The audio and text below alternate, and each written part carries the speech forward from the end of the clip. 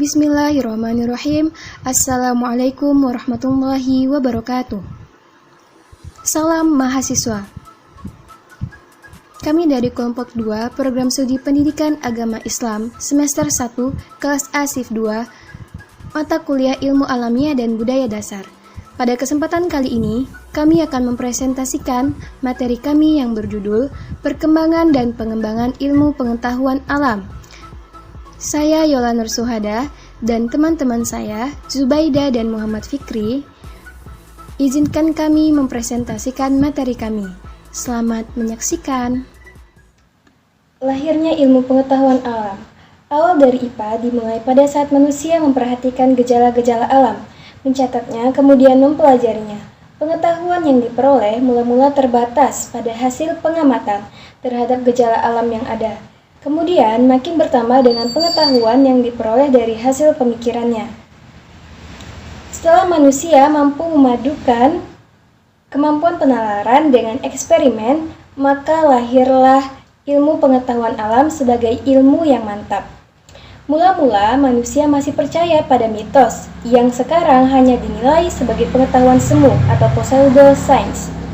Karena mitos kemudian dianggap tidak memuaskan, maka dicarilah pengetahuan yang sebenarnya. Objek utama yang dipikirkan manusia adalah alam, sehingga lahirlah pengetahuan alam atau natural science. Perkembangan dan pengembangan ilmu pengetahuan alam.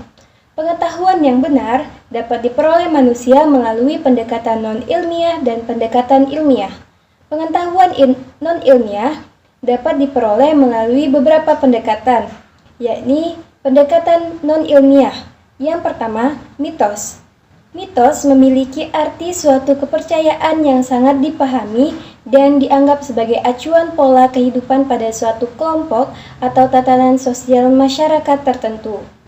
Mitos dapat berupa cerita, dongeng, sosok, karakter, atau segala sesuatu yang bersifat imajinatif, atau dapat dikatakan tidak nyata, hayalan, fantasi, fiktif. Tetapi, masyarakat setempat meyakininya secara turun-temurun. Contoh, mitos mengatakan bahwa kusta adalah penyakit kutukan. Sementara faktanya, kusta disebabkan oleh bakteri Mycobacterium lepra. Yang kedua, wahyu. Wahyu adalah pengetahuan yang disampaikan Tuhan kepada manusia lewat para nabi.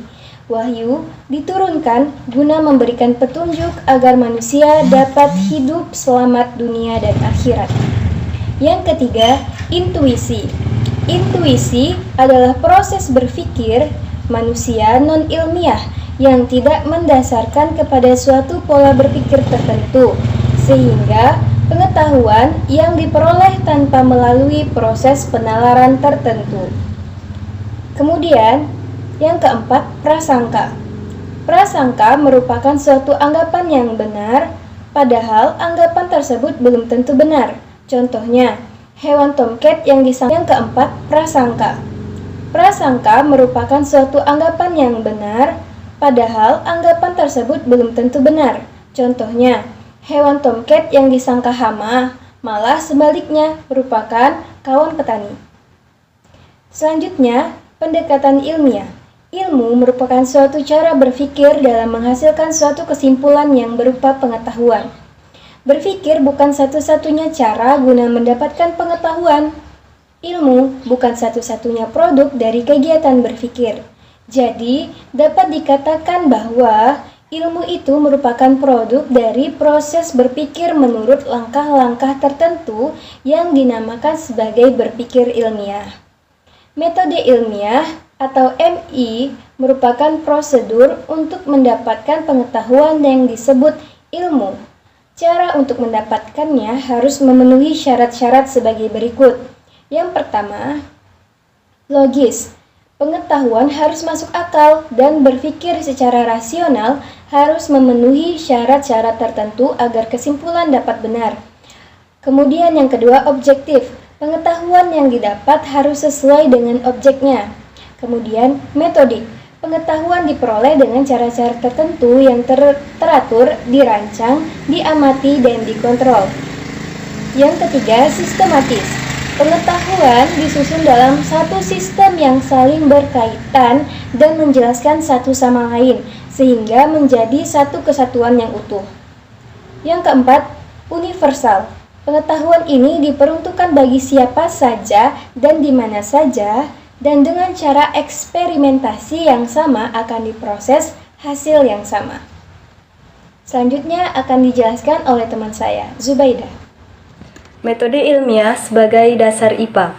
Metode ilmiah sebagai pangkal kelahiran IPA berawal dari kelemahan abstrak dan lips pengalaman dan penalaran induktif yang berdasar pada pengamatan panca indera saja. Dipadukan metode pendekatan ilmiah. Metode ilmiah dilakukan dengan kegiatan penelitian ilmiah dilakukan secara sistematis, terkontrol berdasar data-data empiris, kesimpulan uji sebenarnya berulang-ulang. Metode ilmiah bersifat objektif, bebas prasangka atau keyakinan pribadi, bersifat terbuka. Hasilnya dapat diandalkan atau lebih mendekati kebenaran. Jadi, himpunan pengetahuan dapat disebut ilmu pengetahuan jika cara memperolehnya dengan metode ilmiah. Termasuk juga IPA, objeknya adalah gejala-gejala alam, dikumpulkan metode ilmiah untuk kesejahteraan manusia. Perumusan masalah. Masalah dapat terjadi apabila ada kesenjangan antara dua hal. Sumber masalah penelitian ada 4, yaitu bacaan, pustaka, pengamatan sepintas di lapang di alam, pengalaman pribadi, perasaan intuitif, dan pernyataan pemegang otoritas. Perumusan masalah penelitian ilmiah dicerminkan dalam pengajuan masalah yang meliputi latar belakang, identifikasi, pembatasan dan perumusan masalah, tujuan serta kegunaan penelitian. Penyusunan kerangka berpikir. Penyusunan kerangka berpikir bertujuan untuk menggambarkan secara jelas bagaimana kerangka pikir yang digunakan peneliti untuk mengkaji dan memahami permasalahan yang diteliti. Hipotetis. Hipotetis adalah dugaan atau kesimpulan sementara yang sebenarnya harus diuji secara empiris sebagai pemberi arah kepada peneliti untuk mendapatkan jawaban permasalahan yang sedang dihadapi. Kesimpulan dirumuskan dalam kalimat jawaban permasalahan yang sedang diteliti. Keterbatasan dan keunggulan metode ilmiah dalam langkah per langkah dalam metode ilmiah tidak selamanya memperoleh hasil yang diharapkan. Contoh, data empiris yang diperoleh tidak selamanya mendukung kebenaran hipotetis atau bertentangan dengan panca indera. Pada saat pengamatan mempunyai keterbatasan, tetap ada peluang kesalahan kesimpulannya yang diambil berdasarkan metode ilmiah. Semua kesimpulan ilmiah kebenaran ilmu termasuk IPA bersifat tentatif. Bidang ilmu pengetahuan sosial yang membahas tingkah laku manusia sebagai makhluk sosial. Beberapa cabang ilmunya yaitu psikologi, bahasa, sejarah, antropologi, etimologi, ekonomi, arkeologi, sosiologi, dan pendidikan. Ada lagi yaitu teologi, filsafat, naturalistik. Bidang ilmu pengetahuan alam atau natural science yang membahas tentang alam dan segala macam isinya. Menjadi beberapa cabang ilmu, yakni fisika dan kimia.